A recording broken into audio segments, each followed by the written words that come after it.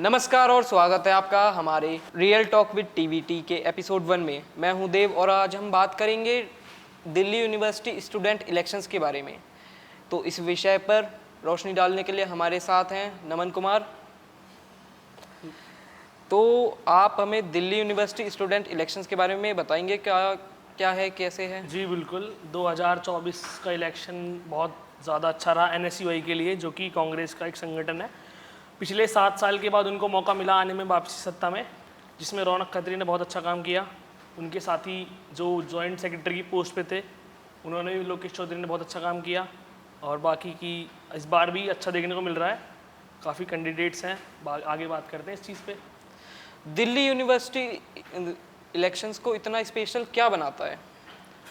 Delhi university के election को special इसलिए बनाता है क्योंकि जब स्टूडेंट्स बिल्कुल नए नए आते हैं तो उनको एक नई चीज़ देखने को मिलती है, नया इन्वायरमेंट देखते हैं। इलेक्शन पॉलिटिक्स पहली बार सबको देखने को मिलता है, तो नई नई चीज़ें हैं कि उनको देखने को नई चीज़ें मिलती है। पॉलिटिक्स सबसे मेन बात है कि कोई छोटी मोटी चीज़ नहीं, बहुत बड़ी चीज़ है पॉलिटिक्स। उसमें एंटर करना, लोगों को देखना, जैसे बहुत बड़े बड़े नेता हैं। आज जो रेखा गुप्ता हमारी सीएम है, वो भी पहले एक इलेक्शन जीती थी डूसू के, आज वो अपने सीएम बन चुकी है। तो यही चीज़ मतलब मेरे को लगता है बच्चों को बहुत प्रभावित करती है। पिछले सालों में डूसू इलेक्शंस कैसे चेंज हुए हैं और 2025 में हमें क्या नया देखने को मिल रहा है? पिछले साल और इस साल में बहुत फ़र्क हो गया है, क्योंकि पहले का जो था, पिछले साल इलेक्शंस लेट हो गए थे। उसका रीज़न सबसे बड़ा था कि क्योंकि होर्डिंग्स बहुत लगते थे, पोस्टर्स बहुत लगते थे, उसको लेके गंदगी भी फैलाई गई थी बहुत और ज़्यादा गंदगी दीवारों पे वो पोस्टर्स। फिर उसको इलेक्शन रोक दिया गया था 2 महीने के लगभग।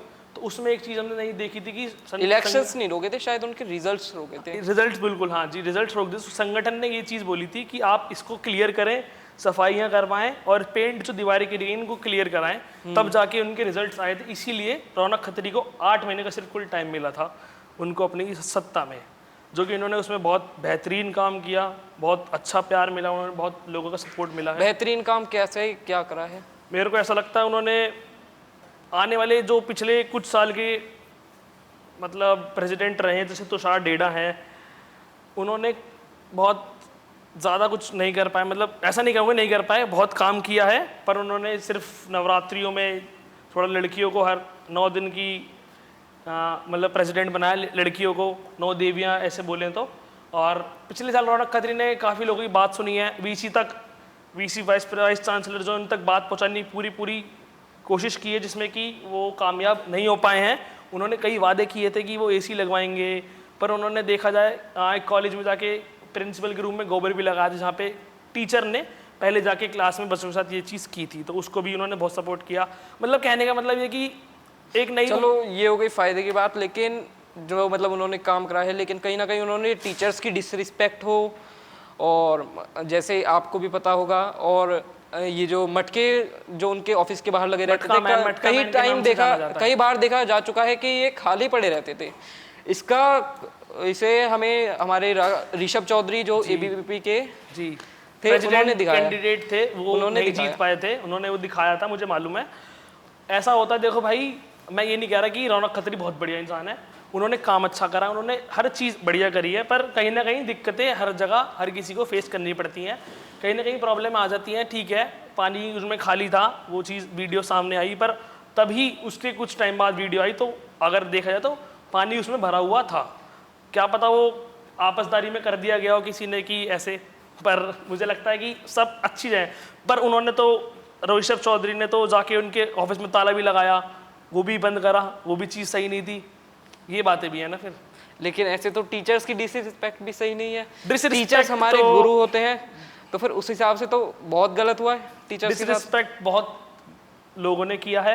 भानु प्रताप सिंह ने बहुत ज़्यादा जाके ऑफिस में बहुत चिल्लाया है टीचर्स पे, प्रिंसिपल्स पे। ये चीज़ भी सामने आई है, एक ही कैंडिडेट नहीं है, और भी कैंडिडेट्स हैं। चलो अब बात करते हैं, डीयू के इलेक्शंस को इतना स्पेशल क्या बनाता है? नेशनल लेवल पे इतना स्पेशल क्या बनाता है? सबसे पहली बात है कि ये तो एक बिल्कुल पहला स्टेप होता है पॉलिटिक्स में उतरने का। बच्चों के लिए नया एक अवसर होता है कि भाई वो वहाँ पे खड़े होके अपनी आवाज़ उठाएं, लोगों की सुने, बच्चे की सुने, स्टूडेंट्स की सुने कि वो क्या कहना चाहते हैं, उनको क्या दिक्कतें हो रही हैं, उस पर सुन के उस पर काम करें। तो ये चीज़ जो है ना, मेरे को लगता है कि जिसको पॉलिटिक्स में करियर बनाना है उसके लिए सबसे बेस्ट है DU, और सबसे सही चीज़ मेरे को लगती है। चलिए बात करते हैं फर्स्ट ईयर स्टूडेंट्स यानी कि फ्रेशर्स जो होते हैं, उन्हें अट्रैक्ट करने के लिए पार्टीज़ क्या स्ट्रेटजीज यूज़ करती हैं? मेरे को लगता है सबसे बढ़िया स्ट्रेटजी ये होगी कि 1-on-1 जाके बात करते हैं। बहुत सारे गोपाल चौधरी हैं NSUI के, राहुल जासला हैं, मतलब ऋषभ चौधरी, सारे ही सब कैंडिडेट्स, उमांशी लांबा इस समय बहुत ज़्यादा चर्चा में हैं। सभी जाके 1-on-1 बात करते हैं, हर एक स्टूडेंट से मिलते हैं, मेट्रो स्टेशन पे मिलते हैं, उनसे उनकी दिक्कतें पूछते हैं, उन्हें क्या सुविधाएं चाहिए। ऐसे ही मेरे को लगता है इस सबसे बेस्ट है। नेशनल पॉलिटिकल पार्टीज़ का इन्फ्लुएंस DU इलेक्शंस में कैसे है? बिल्कुल नेशनल इन्फ्लुएंस है, क्योंकि ये जो एक संगठन है, दोनों मेन संगठन NSUI जिसका नाम national student union of India है, और अखिल भारतीय विद्यार्थी परिषद जो कि BJP से है, ये दोनों की दोनों एक पहला दोनों step- BJP से नहीं हो सकते भाई? नहीं, दोनों BJP नहीं, ये दोनों की दोनों NSUI कांग्रेस से है and जी, ABVP? मैं वही बोला है दोनों आपने पहले वो बोल दिया हाँ कि जी, वो ठीक है। वो दोनों संगठन जो हैं, एक पॉलिटिकल पार्टी से बिल्कुल कनेक्शन है, क्योंकि ये इनके ही एक छोटा रूप या छोटा पैकेट कह लो इसको, जो स्टूडेंट्स के लिए बनाया गया है, जो कि आज से नहीं, लगभग 90s 70s 69 से लेके शायद कंफर्म्ड नहीं हो, तब से इलेक्शन है ये डूसू। तो जो ये दोनों पार्टीज हैं, इसमें बहुत पिछले 7 साल के बाद NSUI आई है, जिसमें कि रौनक खत्री को बहुत बुरा दिखाया भी गया है, बहुत अच्छा दिखाया गया है, पर ठीक है। और इस बार आर्यन मान की बात करेंगे। आर्यन मान मतलब बहुत ज़्यादा इन्फ्लुएंस करा इन्होंने जनता को, ऑडियंस को, स्टूडेंट्स बहुत ज़्यादा। इन्होंने इसी साल नहीं, पिछले साल भी महंगी से महंगी बेंटली, रॉयस रॉयस वगैरह हर एक चीज़, मतलब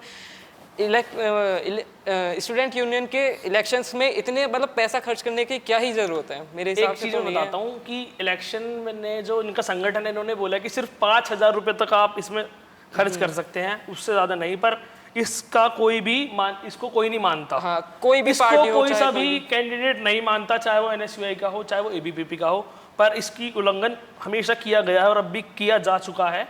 इस बार भी आर्यन मान ने बहुत ज़्यादा,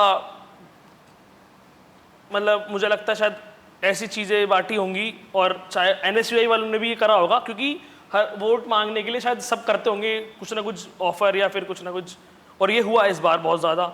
मैं प्रॉपर इस बात को नहीं बोल पाऊंगा, फिर हाँ, क्योंकि पैसे देना लेना बहुत हुआ है, इसी वजह से उमांशी लांबा भी अलग से इंडिपेंडेंट खड़ी हुई हैं, निर्दलीय हैं वो किसी पार्टी से नहीं लड़ रही हैं, इसलिए उनका चांस सबसे ज़्यादा मुझे लगता है इस बार प्रेसिडेंट का है, जिससे कि NSUI को बहुत घाटा होने वाला अगर वो जीते। तो आर्यन मान ने भी पूरे चांसेस है। संजय दत्त ने भी उनको सपोर्ट किया है, हिमांशु शर्मा ने सपोर्ट किया है, कई सारे बॉलीवुड एक्टर्स भी उनकी लगातार स्टोरीज लगा रहे हैं, चाहे वो बिजनेसमैन हो, सौरभ बहुत आहूजा बड़े वगैरह, बड़े लोग उन्हें सपोर्ट पॉलिटिशियंस ऐसे। मुझे लगता है कि अभी तक का सबसे बेस्ट अगर सपोर्ट किसी को देखने को मिला तो आर्यन मान को ही है, मेरे हिसाब से सबसे बेस्ट सपोर्ट है। फेक इंफॉर्मेशन या मिस इंफॉर्मेशन रिस्क इलेक्शंस में कैसे है? फेक इन्फॉर्मेशन में मैं ये बोलना चाहूँगा कि अभी लोग, क्या होता है, जैसे जब आप प्रदर्शन करने निकलते हो तो आप NSUI के लोग या फिर दोनों संगठन के लोग आपस में मिल जाते हैं रैली करते करते, तो उनको ये चीज़ देखने को मिलती है कि बहुत से जो उनकी जनता है, जो उनके साथी हैं, वो आपस में लड़ाई करने लग जाते हैं।